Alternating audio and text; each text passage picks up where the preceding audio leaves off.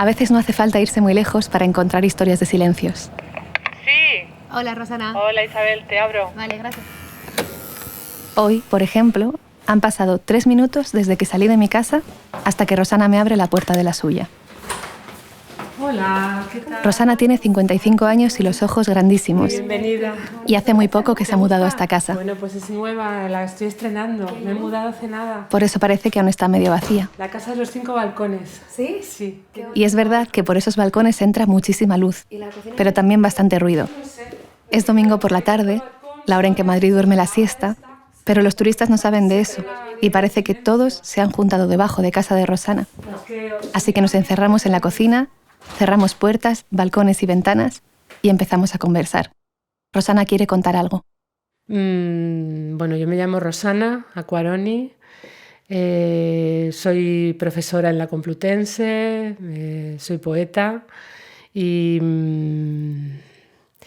la verdad es que cada día pienso más que es absolutamente necesario contar los secretos familiares y por eso estoy aquí. Esta historia tiene que ver con su infancia. Cuando Rosana era pequeña, su madre desaparecía de casa sin ninguna explicación. También tiene que ver con su adolescencia. Cuando Rosana tenía 18 años, en su casa hubo una llamada de teléfono que destapó un secreto. Esta historia tiene que ver con la historia de su madre y con lo que la Rosana adulta decidió hacer con todo eso. La frase sería: yo tuve una madre muy valiente que fue una víctima de su época a pesar de que no contabilice como tal. Soy Isabel Cadenas Cañón y estás escuchando De eso no se habla.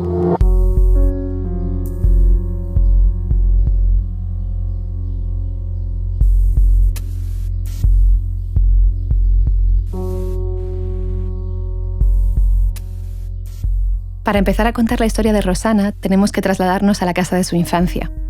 La llamaban la Casa Grande. Allí la niña Rosana pasaba mucho tiempo sola. Bueno, a ver, mi infancia yo me recuerdo siempre entre mayores, ¿no? Porque soy hija única, no tenía tanta relación tampoco con primos, ni por parte de padre ni por parte de madre. Y cuando le pregunto de qué son sus recuerdos de infancia, de jugar sola, de hablar sola, hay un recuerdo que se superpone a los demás. De espiar. Una niña espía necesita, ante todo, cómplices para sus investigaciones. Y a falta de otras niñas de su edad, Rosana encontró esos cómplices en los muebles de la casa. Por ejemplo, si tú me preguntas cuál es mi lugar favorito de la infancia, mejor te digo que es la mesa de la cocina, porque me encantaba, mira tú, me encantaba pues eso, como refugiarme o esconderme debajo de la mesa de la cocina y ahí me montaba yo mis historias, ¿no? Y a la vez escuchaba conversaciones, ¿no? Era un lugar como muy evocador, muy intrigante por otro lado, ¿no? Pero quizás su mayor cómplice fue otro mueble. Había un gran armario en el pasillo de la casa, un armario blanco donde mi madre guardaba todas las mantelerías. Y allí Rosana encontraba, sobre todo, incógnitas. No entendía por qué había tantas vajillas diferentes, ¿no? Por qué había tantos juegos de vasos diferentes, ¿no? Una cosa que recuerdo alucinante, mi madre tenía en el mueble bar como unas cositas que eran como unos muñequitos de colores, pues, por ejemplo, una colección de clips con un guacamayo de color y que cada guacamayo era diferente o cada loro era diferente. Y eso, ¿a que no sabes para qué servía? Yo no tenía ni idea. Para localizar las copas en una fiesta. Es decir, eso se ponía en la copa, entonces tú sabías que tu copa era la que llevaba el guacamayo azul, ¿no? Entonces yo decía, ¿esto? Pero además de tanta vajilla, y de tanta mantelería, y de tanto guacamayo, el armario blanco encerraba otros secretos. Y ahí era donde las encontraba. No sé si estaban guardadas ahí por alguna razón o escondidas, ¿no? Eran fotos. La mayoría de las veces estaban metidas entre sábanas, entre toallas. Fotos muy antiguas. Siempre eran fotos de medio cuerpo, ¿no? Así, primeros planos, unas fotos excelentes, además, de estudio, ¿no? En las que siempre aparecía su madre y un hombre. ¿Quién es este hombre del sombrero, no? Y de una sonrisa muy brillante, muy seductora, ¿no? Era todo tan enigmático y tan evocador. Era otro hombre que no era mi padre. Cuando Rosana va creciendo, en su casa empieza a haber otros misterios mayores. Su madre empieza a ausentarse. a faltar de casa sin ninguna explicación. Y parece que en esto su madre también tenía sus propios cómplices. Un escritorio, que era un escritorio de estilo francés. Otro mueble de la casa. Un mueble precioso. Lleno de secretos. Que era donde mi madre guardaba todos los tesoros, ¿no? Donde ella lo abría para sacar pues, las joyas, para sacar determinados papeles. Y con los que su madre, después, salía. Y yo no entendía qué había sacado, a dónde se iba, por qué tardaba. Dejando a la niña Rosana aún con más preguntas.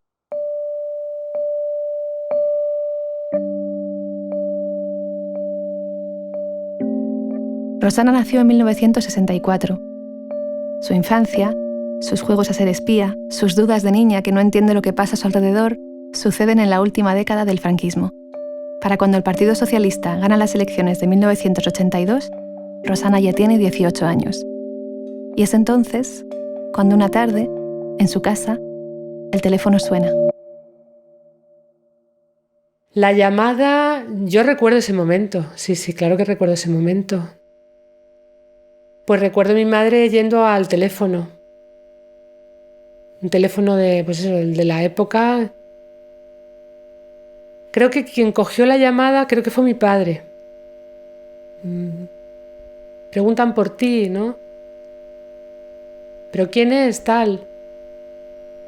No sé, preguntan por ti, ¿no?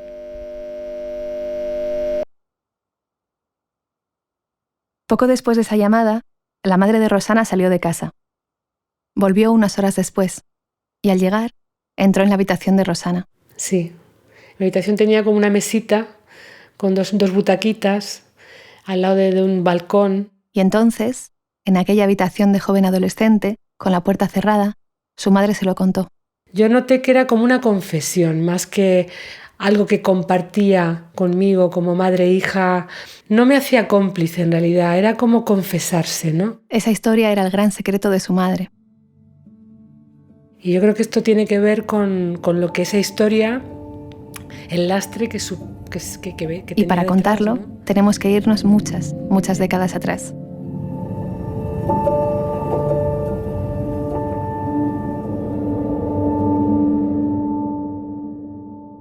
Contar la historia de la madre de Rosana es, para empezar, dejar de llamarla la madre de Rosana. Pues mi madre se llamaba Manuela. Y seguir con el érase una vez de una niña pobre que llega a Madrid desde la provincia. Nace en Zaragoza y se mudan a Madrid, coincidiendo casi con el comienzo de la guerra. O sea, a mediados de los años 30.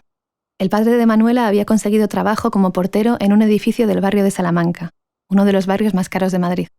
Y allí, el lujo de los edificios contrastaba con la precariedad de las porterías. Debía ser un lugar bastante oscuro, bastante, en fin, no demasiado salubre ni agradable, ¿no? Y ese contraste se veía también de puertas para afuera. Porque claro, tú no perteneces de alguna manera, ¿no? Estás ahí, tu familia cumple una función, pero no sé hasta qué punto tú pues no perteneces a ese mundo, ¿no? A pesar de esas diferencias, Manuela se hizo amiga de algunas de las chicas del edificio.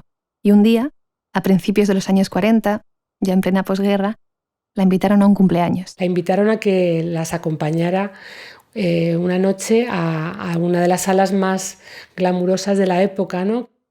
Esa sala se llamaba Pasapoga Music Hall y acababa de abrir, en 1942. Pronto se convirtió en la sala de fiestas más importante de Madrid y en la más exclusiva.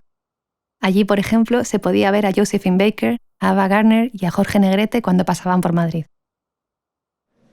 El Pasapoga cerró oficialmente en el año 2003, pero el edificio aún sigue allí.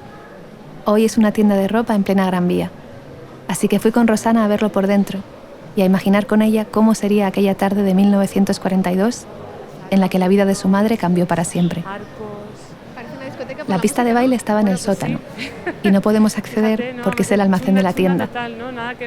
Pero la parte superior sigue conservando todo el glamour de la época. Esas escaleras a cada lado, ¿no? Esas luces, las lámparas de araña que a lo mejor alguna de ellas... Los mármoles de diferentes colores. No sé si de la época, pero por lo menos muy inspirada en la época. Los techos altísimos. Lo que sí es genuino son las escaleras, los mármoles. Las barandillas. La barandilla. ¿no? Incluso como, esas balconadas.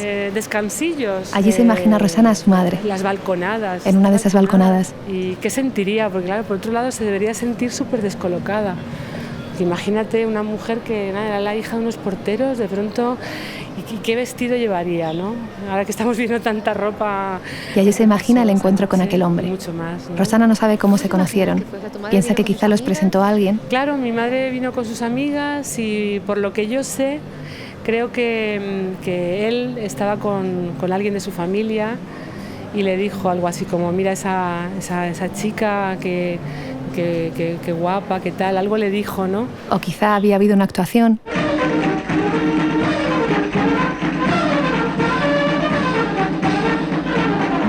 Y después la orquesta había vuelto a tocar. Y los dos hombres se acercaron a ella, como en esta escena de la película Los ojos dejan huellas, que se grabó aquí, en el Pasapoga. Bueno, ¿quieres bailar? Claro que sí. Ah, pero si tengo que llamar por teléfono, se me había ido del todo. Me dispensas, ¿verdad? Es un amigo del Supremo. Vuelvo enseguida. ¿Por qué no bailáis vosotros? ¡Hala, Martina! Hay que ser joven. El mambo quita años. Lo que sí sabemos es que hablaron. ¿Y qué se dirían, no? Que quizá bailaron. ¿Qué música sonaría también en su cabeza, no? Es decir, y que no sabemos cómo, pero volvieron a verse. Y cómo dormiría mi madre esa noche, ¿no? También. Y cómo harían para luego volver a verse, porque claro, ahí tendría que haber... Manuela tenía 19 años y aquel hombre tenía 20 años más que ella, era de Cádiz, católico, estaba casado y tenía 3 hijos. Se llamaba Pedro. Yo no sé si ella lo tenía idealizado, ¿no? O realmente fue pues, un flechazo, ¿no? Algo muy brutal, ¿no? Debió de ser algo muy brutal, porque para tomar las decisiones que se tomaron, evidentemente... Eran los años 40 en España. El año de la inauguración del Pasapoga, 1942, es conocido como el año del hambre, por lo que significó de pobreza y de exilio para muchas personas, mientras otras siguieron viviendo como antes de la guerra, o incluso mejor. Pero para las mujeres el nuevo régimen significó un grado más de silencio.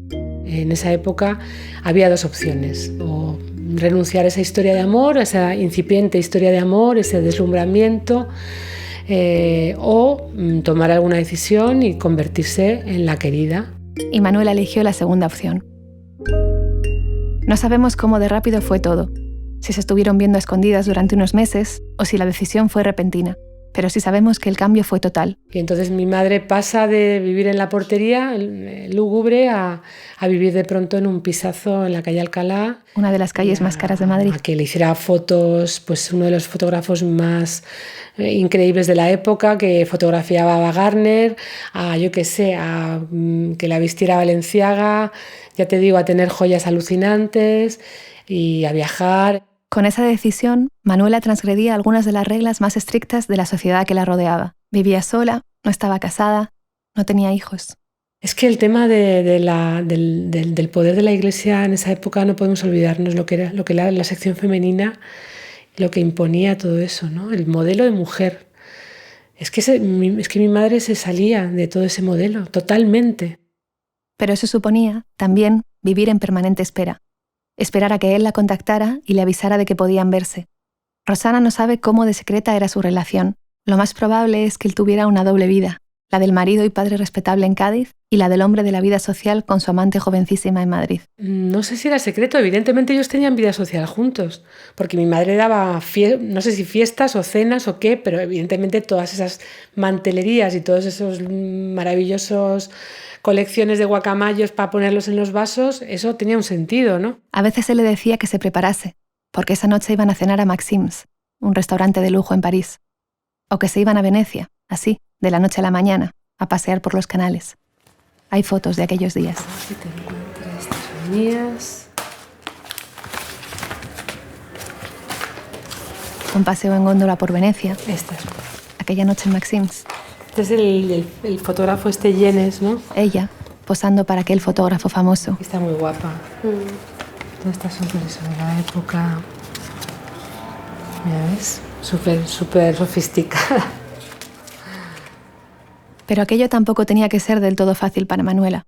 Lo que pasa es que, bueno, habría momentos también complicados, duros, de soledad, no sé, o de que una parte de esa gente indefectiblemente la juzgaba, o había una doble moral, Y a la soledad y a los juicios de la gente se le sumó también su propia familia. Que su padre la dejó de hablar, es decir, que la decisión de seguir con este hombre, la consecuencia directa que tuvo fue tener que romper con el padre, ¿no? Es que eso es muy fuerte también. Manuela y Pedro estuvieron juntos durante casi 10 años. Rosana no sabe por qué terminó la relación. Piensa que quizá ella se cansó de estar siempre esperando, o que quizá empezaron a pelearse más que al principio, o que ella quería ser madre. Algo de eso me dijo en algún momento, ¿no?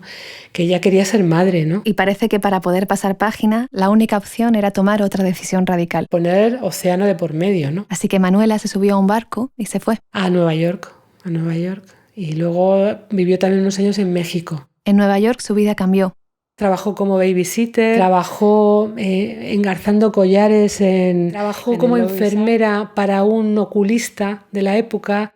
También hay fotos de esa época. Manuela con pelo corto y pantalones, siempre elegante, con los niños a los que cuidaba, o posando con una amiga frente al río Hudson, o en México, frente al lago Xochimilco. Hasta que, a finales de la década de los 50, y con 40 años, Manuela decide volver a Madrid. Y en el Madrid de entonces, el nuevo lugar de moda era una cafetería en el medio del Paseo de Recoletos, el Café Gijón. Ava Gardner también pasó por aquí, y también Orson Welles y Truman Capote. A mediados del siglo XX, el Café Gijón se convirtió en el centro de la vida cultural y artística de Madrid.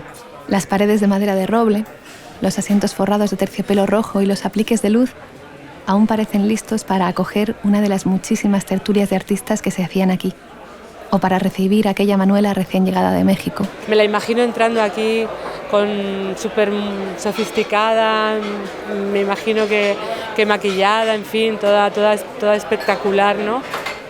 Y aquí, en este café, cruzó la mirada con un hombre. Se llamaba Miguel y venía de un mundo que no tenía nada que ver con el suyo.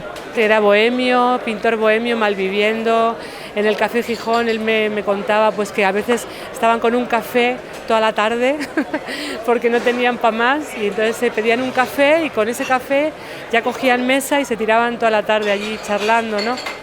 Y otra vez, como 20 años atrás en el Pasapoga, alguien los presentó. Le pediría que se la presentaran, ¿no? Porque él era tímido y seguramente no se acercaría así por su cuenta. Hablaron mucho, se enamoraron. Y fue algo muy rápido. Pocos meses después, Miguel y Manuela ya estaban casados.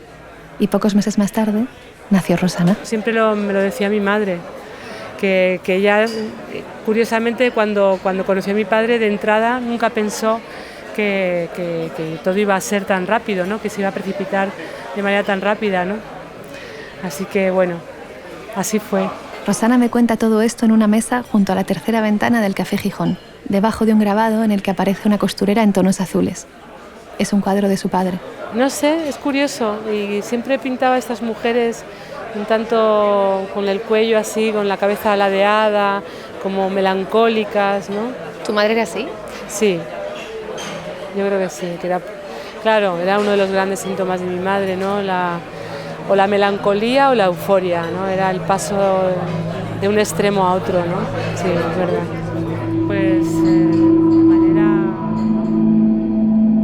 Y ese paso de un extremo a otro de su madre muchas veces venía acompañado de otra cosa. Las ausencias, ¿no? Es decir, eso de que de pronto desapareciera y no tenerla... A veces esas ausencias eran breves, otras duraban semanas. Mientras su madre faltaba, el orden de la casa se alteraba, y a su regreso, padre, madre e hija se esforzaban para que todo pareciera volver, muy rápido, a lo normal. Como una sensación de no hablar, tanto mi padre como ella como yo, de no hablar del antes, ¿no? Era como por una cuestión de cordón sanitario, ¿no? El silencio pesa más, ¿no? Y aparentemente hay como un esfuerzo de todos por hablar de cualquier cosa menos del hecho de que acaba de llegar, ¿no? Y fue en aquella época de ausencias cada vez más constantes cuando sucedió la llamada. aquella llamada del principio de esta historia que Rosana recordaba también. Creo que quien cogió la llamada creo que fue mi padre. Preguntan por ti, ¿no? ¿Pero quién es tal? No sé, preguntan por ti, ¿no? El que llamaba era un hombre que preguntaba por su madre. Era uno de los hijos del que fue su amante. Y que muchos años después, casi yo diría que 20 años, no recuerdo exactamente, había buscado el teléfono de Manuela para hablar con ella. Porque el padre estaba muy enfermo y a punto de morir, quería encontrarse con ella por última vez. Para poderse despedir, ¿no? Para que se pudieran despedir los dos. Manuela le pidió permiso para ir a su marido, Miguel. Y Miguel le dijo que sí, que fuera a verlo. Así que varias décadas después de su ruptura, Manuela y Pedro volvieron a verse. Mi madre pues llegó toda conmocionada de aquella conversación y de aquel encuentro. Lo primero que hizo Manuela fue entrar en la habitación de su hija, cerrar la puerta y contarle lo que había ocurrido mucho antes, cuando ella tenía 19 años, es decir, casi la misma edad que Rosana en ese momento. Y le contó también lo que acababa de decirle aquel hombre. Que siempre la había querido, que nunca había dejado de quererla. Y bueno, le regaló un bastón, ¿no? Un bastón, y le dijo que le regalaba ese bastón para que en el futuro tuviera la posibilidad de apoyarse en su recuerdo, ¿no? Que no lo olvidara. Y entonces, todos aquellos misterios que no había podido resolver de pequeña, todas las piezas de ese puzzle que yo había ido encontrando a lo largo de mi infancia, aquellas fotos, aquellas cartas, todos empezaron a cuadrar. También el mayor misterio de todos. También empezó a cuadrar por qué mi madre había desaparecido en numerosas ocasiones. Manuela desaparecía de diferentes maneras. En las ausencias más cortas, cuando cogía algo del escritorio y después salía, se iba a vagar por Madrid o a hacer cosas que sentía que tenía que hacer y que casi siempre tenían que ver con aquellos años de amor prohibido y lujo, como aquella vez en un hotel de Madrid. Yo recuerdo una vez en el Hotel Pintor Goya, ahí en la calle Goya, que se fue, se llevó todas las joyas que le quedaban, se pidió un champán y ahí estaba con el champán y todas las joyas así expuestas y recordando imagínate, tuve que llamar, fui yo a buscarla y a convencerla para que volviera a casa. O esas otras veces en las que cambiaba su dinero a billetes de 2.000 pesetas, aquellos rojos. Por alguna razón le gustaban esos billetes, no sé. Y con todo ese dinero en el bolso, salía de casa. Se iba a la calle Montera, que era la calle de las prostitutas, ¿no? Y a repartir dinero para que no trabajaran ese día. Rosana entendió también que el reverso de ese amor prohibido y de ese lujo, para una mujer procedente de la clase baja en los años 40, habían sido la culpa y el estigma. ¿Cómo le habrían hecho sentir, no? ¿Cómo le habrían hecho sentir que en el brote, en el delirio ese, lo que no quería era que las mujeres se sintieran como a lo mejor a ella le habían hecho sentir en algún momento, ¿no? Después de aquellas ausencias breves, a menudo llegaban ausencias más largas. Eran, en realidad, ingresos en instituciones psiquiátricas. Le pregunté a Rosana qué le había contado su madre sobre aquello. Bueno, es que mi madre escribía. Mi madre tiene un cuento que se llama La estrella de papel de plata. Es un cuento que habla de un ingreso. Hay un momento que está contando lo que le hacen, lo que le pasa, cómo se siente, ¿no? Y dice, me ataron con correas y apagaron la luz.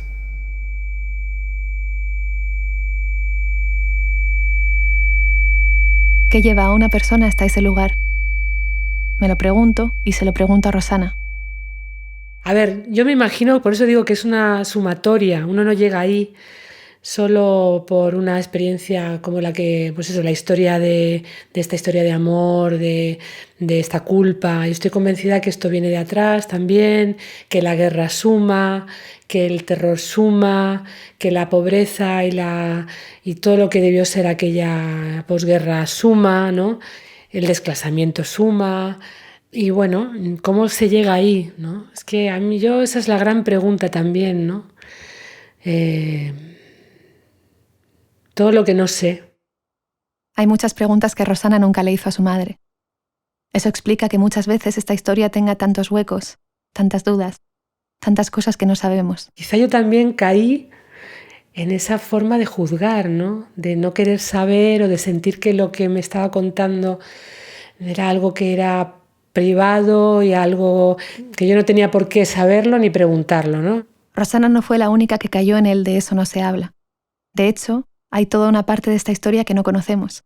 De la misma manera que Rosana entendió los silencios de su infancia hablando con su madre, hay un hijo que entendió los suyos hablando con su padre.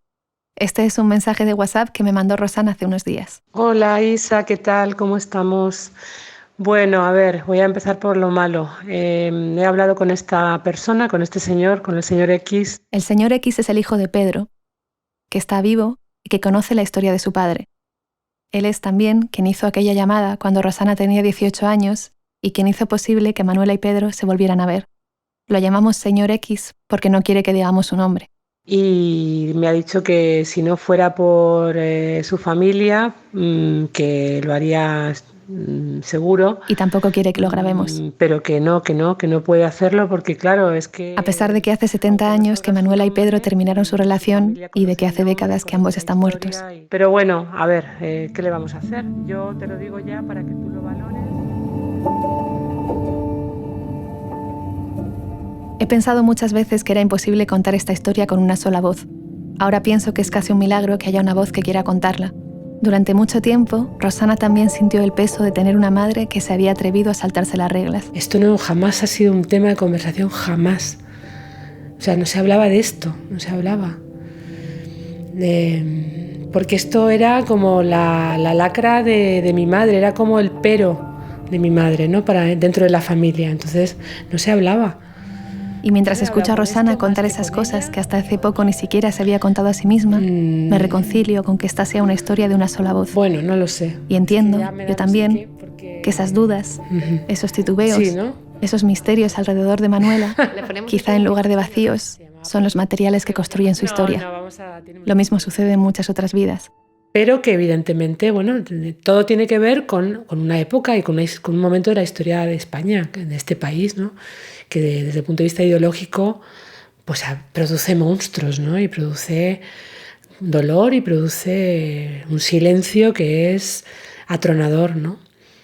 Y yo creo que mi madre ese silencio le hizo pasarse al otro lado, ¿no? Del espejo.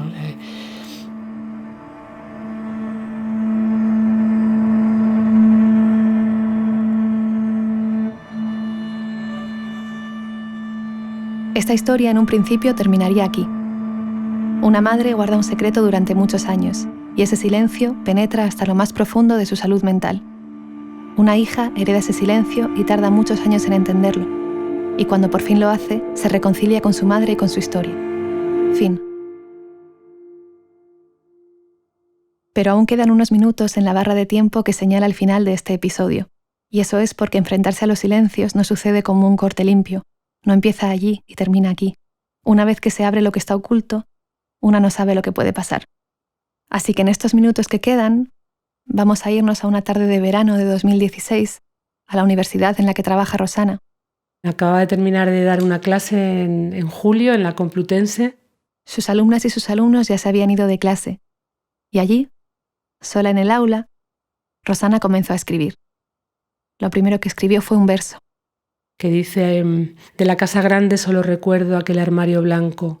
Ese armario blanco del verso era aquel mueble cómplice de su infancia donde la niña Rosana había encontrado aquellas fotos, aquellas vajillas, aquellos misterios que, sin que ella lo supiera, estaban marcando quién sería. Rosana siguió escribiendo, y ese verso se convirtió en un libro de poemas. Lo tituló La casa grande, como llaman en su familia a aquella casa donde nació y creció. Y mientras escribía, Rosana empezó a darse cuenta de que al escribir sobre la historia de su madre, estaba escribiendo también sobre su propia vida. Y muchos de los poemas, de hecho, de este libro, algunos de ellos me los estaba escribiendo a mí misma, claramente, ¿no? Entonces, bueno, para mí fue muy importante ya no solamente por la historia de mi madre y blanquear de alguna forma algo que estaba escondido y que me hacía daño, claramente, sino porque es que eso me hizo poder tomar decisiones en mi propia vida, ¿no? Rosana llevaba 29 años viviendo con su pareja y tenían un hijo, y cuanto más escribía sobre la vida de su madre, más se daba cuenta de que quizá era el momento de tomar decisiones en la suya. Bueno, uy, madre mía, en separarme, pues... Rosana se separó hace un año, más o menos al mismo tiempo que publicaba ese libro donde mira la historia de su madre de otra manera. Pero bueno, y yo creo que no me hubiera separado, no hubiera podido tomar la decisión sin haber escrito este libro que recupera y me coloca a mí y coloca a mi madre en otro lugar. Por eso me cuenta todo en su nueva casa.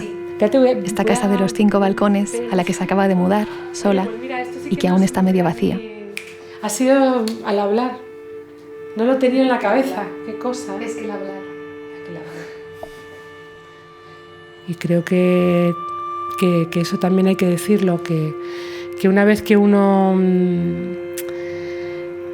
yo qué sé, uno mira de otra forma y habla, ya nada es lo mismo, ¿no? Es como que la realidad cambia y el relato cambia y uno cambia y una cambia.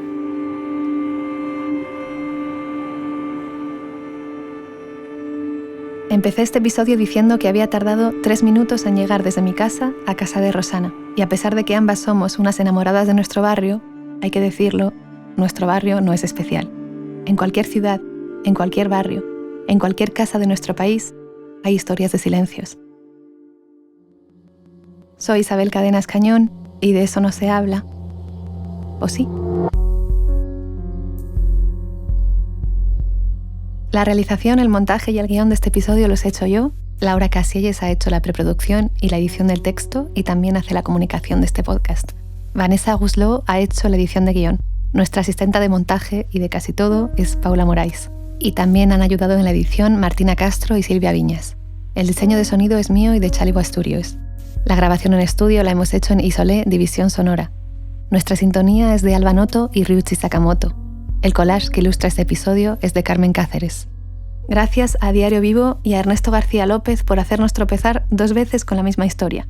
Y gracias a María San Miguel, a Genoveva Galarza, a Soledad Marambio y a Felipe Martínez por sus comentarios sobre el episodio, y a todas las personas que participaron en nuestra sesión de escucha.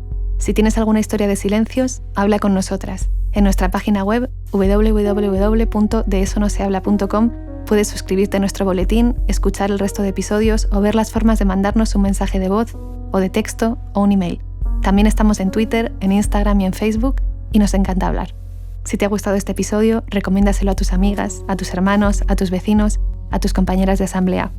De Eso No Se Habla se produce en el barrio de Lavapiés, en Madrid, gracias al apoyo de PRX, Public Radio Exchange, y al Google Podcast Creator Program. Volvemos en 2 semanas. Gracias por escuchar.